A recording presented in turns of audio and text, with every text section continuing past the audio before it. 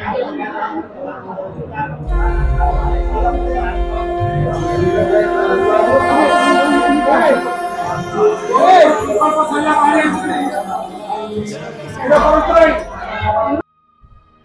Friends, जय जगन्नाथ।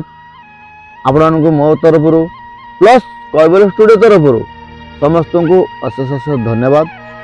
मुझे एक नुआ वीडियो नहीं चली आपन सामने को सस्पेंस एवं रखुची, आपन देखिले जानीपारे। तो चलते आम जा फ्रेंड्स देखा से एक नुआ जगह को से पुणी कौन रास्ता जा टोटाल एंजॉय कर चलतु आसतु फ्रेंड्स।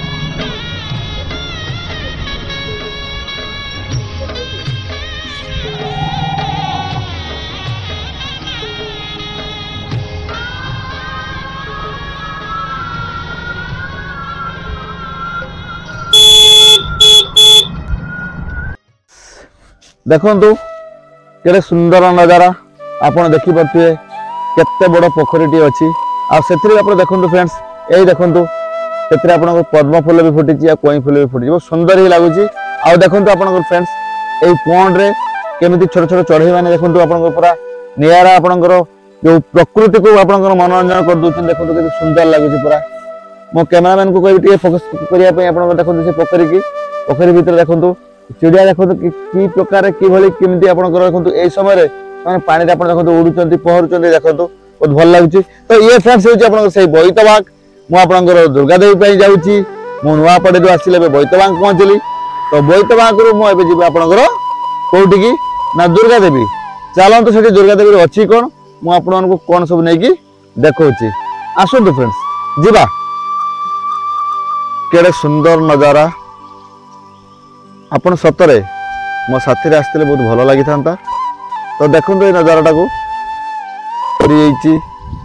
नई पानी भी जाऊँगी से आपणकर देखु पाखापाखि आप नईर एकूल आर कूल देखु कि भाया सुंदर नजारा रही। आ देखु मु बहुत मोर आपणकर गृहपालित पशु माने आपणकर कहिया कथा माने गोमाता को बहुत भल पाए।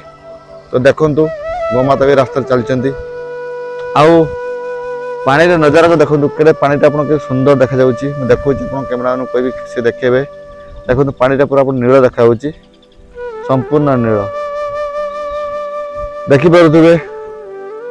तो ये सही आपंकर सही रास्ता आज्ञा जो बोईत बाग दुर्गा देवी जाऊँगी से रास्ता आप ब्रिज टी चलतु जी आम आगू बढ़ा।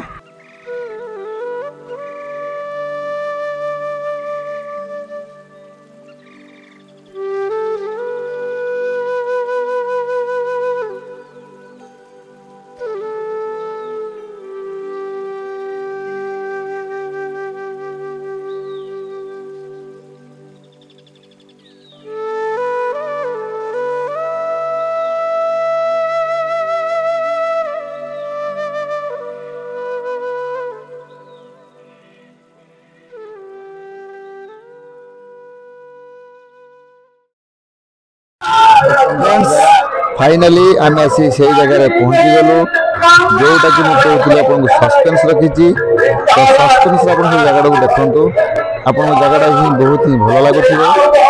ଦେଖିକି କିଛି ବୁଝିପାରୁଥିବେ ମୁଁ କୋଉଠିକି ଆସିଛି। ଇଏ ହେଉଛି ଆପଣଙ୍କର ସେଇ ଆପଣଙ୍କର ଗୁପ୍ତ ଶ୍ରୀକ୍ଷେତ୍ର ଯୋଉଟା କି ଆପଣଙ୍କର ନାମକରଣ କରିଛନ୍ତି ଦୁର୍ଗା ଦେବୀ ବାସିନ୍ଦା। ଏଠାରେ ଆପଣଙ୍କର ଗଡ଼ ଖାଇଯିବ ଅଛନ୍ତି ମା ଦୁର୍ଗା ଦେବୀ ମା। ତାଙ୍କରି ପାଖରେ ଜଗନ୍ନାଥଙ୍କ ଜଣାଣ ଜଣାଇ ମୁଁ ଆଜି ଭିଡ଼ିଓ ବନେଇବା ପାଇଁ ଯାଉଛି। ଆଉ ଏଥିରେ ଦେଖନ୍ତୁ ମହାପ୍ରଭୁ ଶ୍ରୀ ଜଗନ୍ନାଥ ତାଙ୍କର ଅପୁର କୃପାରୁ ସମସ୍ତଙ୍କ ଜଗତବାସୀଙ୍କୁ ସେ ଉଦ୍ଧାର କରିଛନ୍ତି। ଆଉ ଦେଖନ୍ତୁ ଏ ଜଗତବାସୀଙ୍କୁ ସିଏ କେମିତି ଏଇ ରୂପରେ କି ପ୍ରକାର କେମିତି ଭେଟି ଦେଉଛନ୍ତି। ଦେଖନ୍ତୁ ସତରେ ଆଖିରେ ଲୁହ ଝରି ପଡ଼ୁଛି। ଠଳ ଠଳ ଲୁହ ଆଖିରେ ଛିଡ଼ା ହେଇଯାଉଛି। ଜଗତର ନାଥ ଆହେ ଜଗନ୍ନାଥ, ଜଗତ ଠାକୁର, ଜଗତର କର୍ତ୍ତା ପ୍ରଭୁ ଆହେ ପରମେଶ୍ୱର। ସେ ଖାଲି ଏକା ମୋର ନୁହେଁ, ଆପଣଙ୍କ ନୁହେଁ, ସାରା ବିଶ୍ୱବାସୀଙ୍କର ସେ ଜଗତ ଠାକୁର। ଦେଖନ୍ତୁ ତାଙ୍କର ଲୀଳା ଅପରମ୍ପାର। ସିଏ ନ ଚାହିଁଲେ କେହି ସେ ଜାଗାକୁ ଯାଇ ପହଞ୍ଚି ପାରିବେନି। ଆଉ ସିଏ କେହି ନ ଚାହିଁଲେ ଆପଣଙ୍କର ଗଛର ପତ୍ରଟିଏ ବି ହଲିବ ନାହିଁ। କହି ରଖୁଛି ଆପଣଙ୍କର ଯାହା ସେଠାରେ ଶୁଣାଯିବା କଥା ଯେ ଆଗାମୀ 22 ତାରିଖ ମାନେ ଆସନ୍ତା ବୁଧବାର ଦିନ ଏଠାରେ ଗଣବିବାହ ଅନୁଷ୍ଠିତ ହେବ। ଯେଉଁ ଗରିବ ଗୁରୁବା ବା ଯେଉଁ ଆପଣଙ୍କର ନିରୀହ ଅସହାୟ ଲୋକମାନେ ପୁଅ ଝିଅମାନଙ୍କର ବାହାଘର କରିପାରୁନାହାନ୍ତି ସେମାନେ ବିଶେଷ କରି ଏ କମିଟି ମାଧ୍ୟମରେ ଯୋଗାଯୋଗ କରନ୍ତୁ। ଆଉ ଗଣବିବାହ ପୂର୍ବରୁ ଯୋଗାଯୋଗ କରି ରଖିଥିଲେ ଆସନ୍ତା ବୁଧବାର ଦିନ ସେ ଗଣବିବାହରେ ଭାଗ ନେଇପାରିବେ। ତ ଏହା ଆପଣମାନଙ୍କ ପାଇଁ ଆମ ପାଇଁ ଏକ ସୁବର୍ଣ୍ଣ ସୁଯୋଗ। ଏ ସୁଯୋଗକୁ କେବେ ହାତଛଡ଼ା କରନ୍ତୁ ନାହିଁ। ଦେଖନ୍ତୁ ଠାକୁରଙ୍କର ଚକାଚକା ଆଖି କେତେ ସୁନ୍ଦର।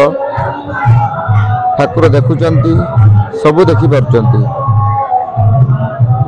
ଧନୀ ଗରିବ ଦୁଃଖୀ ରଙ୍କୀ ସମସ୍ତଙ୍କୁ ସେ ଦେଖୁଛନ୍ତି ଆଉ ସମାନ ପାତ୍ରରେ ସେ ଦେଖନ୍ତି।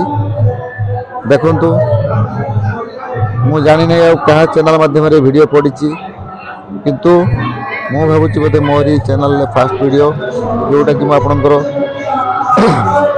ଲାଇଭ୍ ଜଗନ୍ନାଥଙ୍କର ପୁନରୁଦ୍ଧାର ଯେଉଁ କରାଯାଇଥିବା ପ୍ରତିମୂର୍ତ୍ତିଟିଏ ମନ୍ଦିର ସହ ମୁଁ ଆପଣଙ୍କୁ ଦେଖାଇ ପାରିଲି। ଏହା ମୋର ଅହଭାଗ୍ୟ ସୌଭାଗ୍ୟ। ତ ଆପଣମାନେ ମୋ ଚ୍ୟାନେଲରେ ଯୋଡ଼ି ହୋଇ ରୁହନ୍ତୁ। ଏମିତି ଆଗକୁ ଆଗକୁ ମୁଁ ବହୁତ ଭଲ ଭଲ ଭିଡ଼ିଓ ଆପଣମାନଙ୍କୁ ନେଇ ଦେଖେଇବି।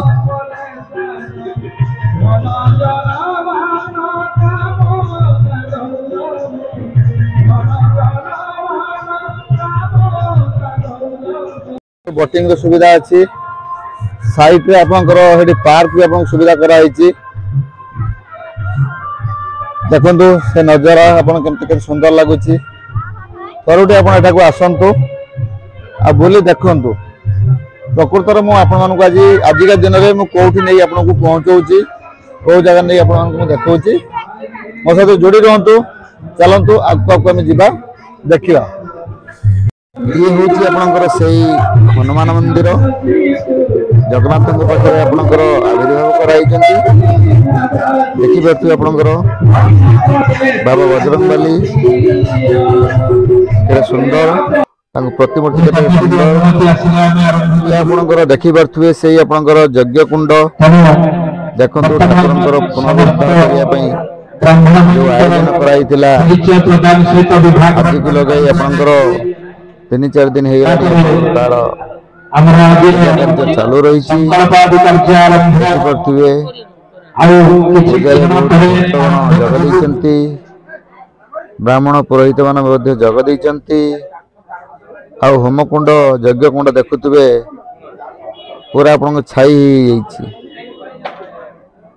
ତ ଠାକୁରଙ୍କର ଯାହା ଯାହା ରହିଛି ନୀତିକର୍ମ ସେ ଠିକ୍ ଭାବରେ ତୁଲେଇବା କାମ ଆପଣମାନଙ୍କର ଯେଉଁ ପୁରୋହିତ ଆମର ଅଛନ୍ତି ସେମାନେ ଠିକରେ କରିଚାଲିଛନ୍ତି। ତ ତାଙ୍କର କେତେବେଳେ ବି କିଛି ନୀତିକର୍ମରେ ବ୍ୟାଘାତ ସୃଷ୍ଟି ନ ହୁଏ ସେଥିପାଇଁ ସେମାନେ ବି ଧ୍ୟାନ ଦେଉଛନ୍ତି। ତ ମୁଁ କହିବା କଥା ଏଠାକାର ଆପଣଙ୍କର ଲୋକାଲିଟିରେ नुहे आपण एरिया एत डेभलप फिर भी ये हूँ आपणकर आमर बालेश्वर और मयूरभंज सीमांतर ये आपणकर मंदिर टीए पाखरे माँ गड़खाई दुर्गा देवी असंती तो तांकरी पाखरे ठाकुरंकर पुनरुद्धार जो मूर्ति स्थापन कराई आज नुह विगत निहाती आपणकर 25-30 वर्ष आपणकर ये ठाकुर तो जगतवासी स्थायी बासिंदा को सहायता रे आ भगवानंकर इच्छा शक्ति रे आज ये बड़ मंदिर टी भव्य मंदिर टी तोड़ा ही पारिछि। तो मु जहाँ शुणा कथा एथिरे पाखापाखि 4 ରୁ 4.5 कोटी टंका व्यय होईछि जो व्यय बराद रे आपनकर ई मंदिर तोड़ा ही पारिछि। तो आपण माने एठा को आसिले कि केते नंबर श्रीक्षेत्र रे नाम देबे तो आंबे जानिबा कथा शुणिबा कथा प्रतिष्ठा जे श्री जगन्नाथ महाप्रभु जगतवासींकर सारा विश्ववासींकर संसारवासींकर ठाकुर आराध्य देवता महाप्रभु श्री जगन्नाथ सी होउचंती आपनकर पुरी 1 नंबर आमे जानिथिलु। तो 2 नंबर होउची आपनकर भारीपदा। तो यह को आपण केते नंबर रे नामित करिवे तार धार्य करिवा होउची आपण मानकर बेळ। तो आपण माने तार मूल्य निरूपण करिवे तो वीडियो नै तो देखि परथुए जगन्नाथ नै आपनकर ब्राह्मण नन्ना माने पुरोहित माने नीतिकर्म व्यस्त रही जो माने संकल्प कर कलश यात्रा करथिले से भक्तगण भी एथिरे व्यस्त रही। सब निरा जिनस देखिले आखिर लुह झरी पड़ुची। महाप्रभु श्री जगन्नाथ श्री जगतर नाथ सी न चाहिए किछि हेब नाही। बालेश्वर डिस्ट्रिक्ट रेमुणा स्थित दुर्गा देवी पाखरे मंदिर टीए। तो जते दूर आपण माने समय काढ़ी निजर पिला परिवार मानू नहीं आसतु थरुटे बुली आपण माने मो वीडियो माध्यम रे देखि पाबतुबे मंदिर गढ़णी आ महाप्रभु श्री जगन्नाथंकर कृपा केते बढ़िया। आपण माने आसी निज स्वचक्षु न देखिले मन आपणकर बहुत दुख रहिबो। तो परिवार वर्ग को नहीं साथी सांगसाथी मान को नहीं आसतु थरुटी आपण माने ए जगह को आसतु। आपण माने आसिया द्वारा ए जगह आपन डेवलप हबो तीर्थ क्षेत्र भी आपन पालटी जीव। तो आपण माने थरुटी जगह को आस।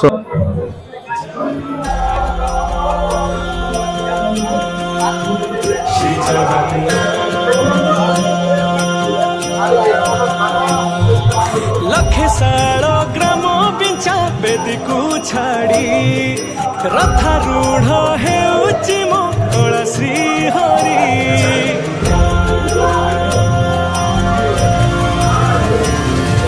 लखेसाड़ो ग्राम पिंचा बेदी को छाड़ी रथारूढ़ हेउची मो कला श्री हरि। मेंटी जीव ए आखिरु अनेक सोसा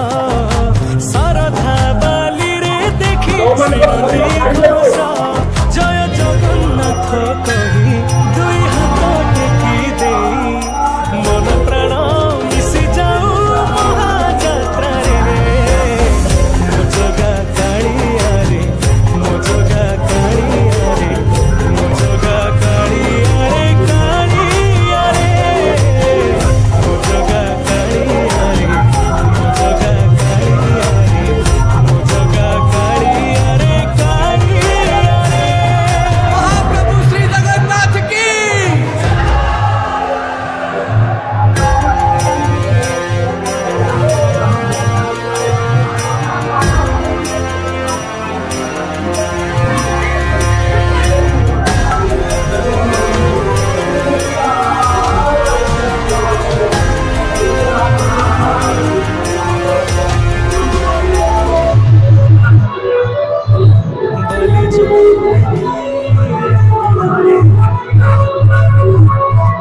नमस्कार मु अभिराम साहू जय जगन्नाथ मो अभिराम साहू पब्लिक स्टूडियो तरफ आपको स्वागत जनावि और सही बाबद में मुझे आसिक आप पचार जो मिलन होती आप विषय कहे ये जनसमागम कौन पर आगे आज ये जनसमागम जे आम बहुत दिन अपेक्षा थिला जे आम जगन्नाथ मंदिर होता दीर्घ 1984 मसीह होता 1984 मसीह होता कि जराजीर्ण अवस्था एरिया जराजीर्ण अवस्था थिला किंतु कोरोना समय एमती अवस्था गोटे आसला आम ये जगह आसिक लुचुलु ये जगह लुचिलु लुचिया भितर कोरोना समय लकडाउन थाए किसी काम धंदा न था पुलिस आसला आम आसिक ये जगह लुचुलु से जो जगह लुचुलु जी आमको सुरक्षा दौले से तो से प्रभु कि आम देखिले से जगहटा पूरा जराजीर्ण अवस्था अच्छी कंटा पुटा सब चारिटे होता प्रभु मत गोटे मटी घर रही से देखा भितर आम भर मन भर गोटे उद्रेक मारा प्रभु ये जगह रही तेणु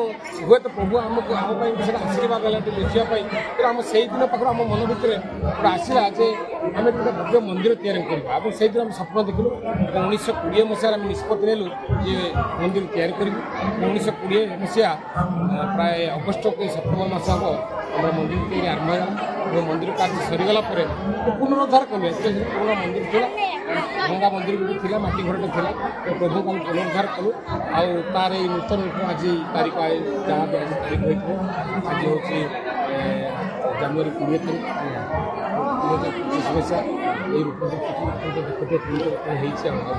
मंदिर टे बहुत सुंदर है बही रखुची आप दर्शक बंधु मान कही दिंतु जे यहाँ आपंकर कि पर्सनाल आप तोलते ना आपंकर पूरा डनर हिसाब से आप डनर आपंकर मंदिर तैयारी ना ना ये कहीं पर्सनाल नुहत ये सब डोनेसन यहाँ हूँ गोटे आर्थिक अनसर अंचल यहाँ ग्रामांचल कि ग्रामांचल एभलिया जोटा राजार जो अमल होता जगन्नाथ मंदिर कहीं सही कहते ना सब राजा राजा मैंने राजा राजुर अमल हुए से करती आर नीतिकांति बहुत तथापि आम गोटे दुस्साहस करूँ जे ये अंचल ग्रामांचल किमिति लोक मैंने नहीं गोटे भव्य मंदिर तैयार कर जहाँ प्रभुଙ୍କର आशीर्वाद आशीर्वाद जो ये अंचल समस्त दान केवल दान रही कहारी व्यक्तिगत पैसा ना सब माने तो कल्पना करहबनी भावुँ पाखापाखि 3 कोटी टका खर्च होती संपूर्ण दान रही कौन सरकारी अनुदान एठिक आसवाई आपंकर पाखापाखि लोकेशन केमी कौन दर्शक मैंने आसीपारे यहाँ हूँ मयूरभंज बालेश्वर सीमांत अंचल आप देखूँ ए मंदिर यहाँ हूँ उत्तर पार्श्व जो बाड़टा से बाउंड्री अच्छी से हूँ आपणकर मयूरभंज तेना कहवाक गले मंदिर किसी अंश हूँ मयूरभंज आउ 90% अंश बालेश्वर 10% अंश बालेश्वर मयूरभंज सीमांत अंचल बालेश्वर मयूरभंज सीमांत अंचल अच्छा ये जगह ना कौन ये जगह ना हूँ दुर्गा देवी तो किंवदंती टी कहे कि दुर्गा देवी नाटा कौन आप नामित कराई दुर्गा देवी गोटे देखिपारे आपंकर कैमेराटा बुलेवा जाए भाई ये दुर्गा मंदिर ये दुर्गा शक्तिपीठ ये हूँ से माँ दुर्गा देवी शक्तिपीठ आपणकर देखिपे माँ गड़खाई बहु पुरातन आपणकर मंदिर ये आपणकर किंवदंती जहाँ कहे ये राजा महाराजा मान बेलर ये होती से मंदिर ये एक साधारण मंदिर नुहे बा साधारण मान माँ अपूर कृपा भरी रही तो ए बाबद पुराण भी किसी लिपिबद्ध हो रही प्राय 100 वर्ष ऊर्ध्व मंदिर अच्छी आई मंदिर से माँ को आशीर्वाद परिसर भर यहाँ हूँ माँ को दुर्गा परिसर ये माँ को दुर्गा शक्ति नहीं आम ये मंदिर आज गुड़ी तोलू और दुर्गा ना रखा हूँ दुर्गा देवी कौन रेवेन्यू विलेज नुहे तार ऑफिशियल ना हूँ गुड़िया ग्राम अवस्थित दुर्गा ना सब Durga Devi high school Durga Devi post सब दुर्गा नाम तेणु आर किंवदंती बहुत अनेक रही आर्कियोलोजी डिपार्टमेंट वाला आसी खनन करते बहुत तथ्य पाई से कहले तो बहुत कथा मैंने बर्तमान समय नहीं कहवाई परवर्त सुझाव पाइले कह कि जहाँ भी हो से माँ आशीर्वाद से दुर्गा दुर्गा आशीर्वाद आज एत बड़ मंदिर गढ़ी तोली अच्छी ये अंचल ମୁଁ ଭାବୁଛି ଏଇଟା ମୟୂରଭଞ୍ଜ ବାଲେଶ୍ୱର ପାଖାପାଖି ବହୁତ ଯଦି 100 କିଲୋମିଟର ବେଙ୍ଗଲର ଲୋକ ମଧ୍ୟ ଆସିଲେ ଶୁଣି ଖବର ଏ ମନ୍ଦିରକୁ ପୂଜା ହେଉଛି ସେମାନେ ଏଠି ଦେଖି ମାନେ ଆତ୍ମବିଭୋର ହେଇଯାଇଛନ୍ତି। ଯାହା ସେଇଟା ଆଜି ମୋତେ କୁହନ୍ତୁ ଆପଣଙ୍କର ମନ୍ଦିରଟା ଆପଣ ନାମକରଣ କରାହେଇଛି କି ନାହିଁ ଆପଣଙ୍କର ସୁନ୍ଦର ଭବ୍ୟ ମନ୍ଦିରଟିକି ଆପଣ ମୋତେ ଦେଖେଇଲେ ତ ଦର୍ଶକ ବନ୍ଧୁମାନଙ୍କୁ ମୁଁ ଭିଡ଼ିଓ ମାଧ୍ୟମରେ ମୁଁ ଦେଖିବି ତ ମନ୍ଦିରଟାର ନାମକରଣ ଆପଣ କ'ଣ କରିଛନ୍ତି?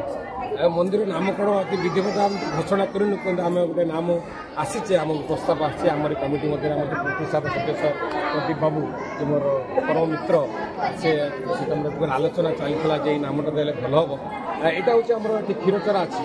କ୍ଷୀରଚୋରା ହେଲେ ଗୁପ୍ତ ବୃନ୍ଦାବନ କ୍ଷୀରଚୋରା ଆର ଲୋକେସନ୍ ହେଉଛି ଆପଣ ମାଣିତିରିରୁ ଯେଉଁଟା ରେମୁଣାକୁ ଆସିଯିବା ରେମୁଣାରୁ ମାଣିତିରି ରାସ୍ତା ମଝିରେ 10 କିଲୋମିଟର ମାଣିତିରିରୁ 10 କିଲୋମିଟର ଏବଂ ରେମୁଣାରୁ 10 କିଲୋମିଟର ଏଇ ମଝି ଜାଗାଟା ହେଉଛି ଦୁର୍ଗାଦେବୀ।